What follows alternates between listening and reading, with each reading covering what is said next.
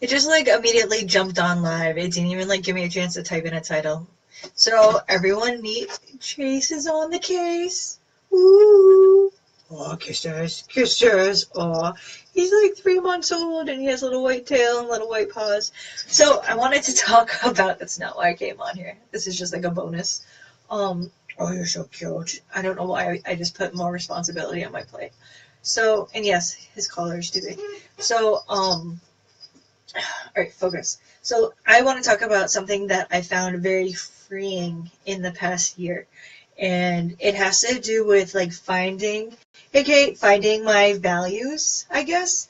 I really struggled for a long time. There's certain people that have been in my life for most of my life, and I really had a strong tie to letting them affect my emotions, letting them affect how I felt about things, and letting their opinions really become my own opinions, if that makes sense. So, but then one day I remember I sat back and I was like, you have nothing that I want. You know what I mean? You don't have a successful, in my terms of a successful life. Some of these people live alone. They're not happy. They're not nice. They're not, you know what I mean? They have nothing that I want. So why am I valuing their opinion so much? And I really found it freeing inside for me to let go of, first I had to like cut ties, or like distance myself and kind of keep them at arm's length. And this is like a group of different individuals, but I also found it freeing to like really dig in deep and find my values and he's sleeping. My values and what I want for life and what I think is successful and what I think needs to be done for me. Because when it comes down to it, no one's going to walk in your shoes daily. Everyone can have a choice about what kind of shoes you're going to be wearing, but no one's going to literally walk in them. So they don't understand. They don't understand what it's like to have a special needs child. They don't understand what it's like to have a learning disability. They don't understand anything in my relationship because they're not in my relationship. They don't, just if that makes sense. Like I had to really put my, like dig in deep and realize what my values are for my life. And when I did that, I was more comfortable with telling people no. I was more comfortable for telling them no to not doing things for their agenda. That is, like when people call and when I don't understand, I mean, I guess I do because I used to be there, but like having the phone on and notifications on and then people get upset when you're not there at the drop of a hat, that's not, my life is by my design. It's by my, um, what I want to do with it. And I understand other people have needs, but I will get to you when I'm done doing what I need to do and when I am free. And if it's like something I could do, I'll do. But I feel like everyone, and I spent so long doing this, is they're reacting and letting other people control their day and their emotions. And I feel like that's really a rough way to live because you feel like you're suffocating by other people's demands and not putting yourself first. Um, that was a big step for me. And my values is not two-faced. My values is very authentically, or I'm attempting to be authentically me. It's very proud of who I am. My values are telling the truth, whether it hurts or not. It really boggles my mind when like grown ass adults lie about stuff. Like no one's gonna ground you, no one's gonna beat you with a belt, no one's gonna punish you or put you in timeout. So why are you lying? Like if you chose to do something, then face the consequences of doing it and own it. And I never really understood why adults would lie about like the stupidest things. Like if you just said the truth about it, um, one, you would have respect. Two, like what's the consequences? Like you chose to do it, so you wanted to do it for a reason. You know what I mean? That like I had to find values in removing a lot of people that were very fake from my life. Was one of those things. I I know that a lot of people let other people control their emotions. A lot of people let other people um, control their day. And when I started taking my day back and started taking my emotions back and not letting everyone get my attention at the drop of a dime, I felt more free. I felt more confident. I felt like I could stand up for myself for the first time. And I think a lot of people, like, this is like the line of values. And depending on who they're with, he's like sleeping. Depending on who they're with, their values fluctuate. And I found I was like that briefly. And I remember feeling very overwhelmed and stressful because if I'm with this person, my values are the same as that person. But if I'm with this person, my values are the same. And what if all three of us got together? You know what I mean? My emotions were on a roller coaster.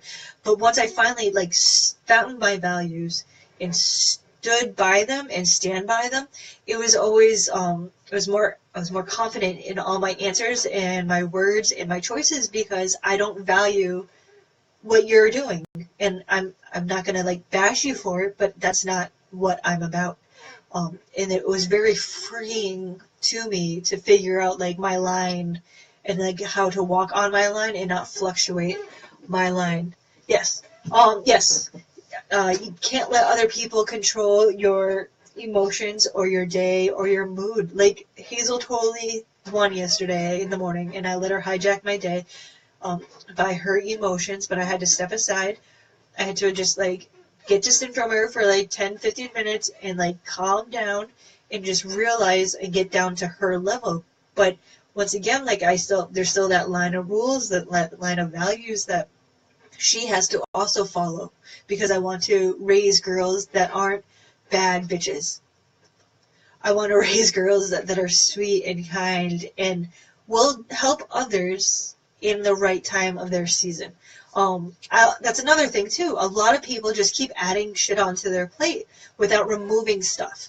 I really struggled with that too. But I had to put drawing and crochet in my crafts. I love crafts. I had to put that all on the side burner for almost a year. It wasn't gone forever. It's coming back now because I'm ready for it to come back because I removed something else. You can't keep piling stuff on you without removing stuff. And it doesn't mean it has to be gone forever. It just has to be gone for a season or two. It does not need to be like banned from your life eternally, I guess you would say. And I feel like a lot of people just continue, yes, I'll help you with that. Yes, I'll help you with that. Yes, I'll help you with that. Yes, I'll help you with that. And when they sit back, they feel like they're suffocating because they're doing 18 bazillion different things. But you have to figure out what your priorities are, what your values are, what is important for you and your family and your future right now. And then you could just like toss aside those little things until you're ready to come back to them.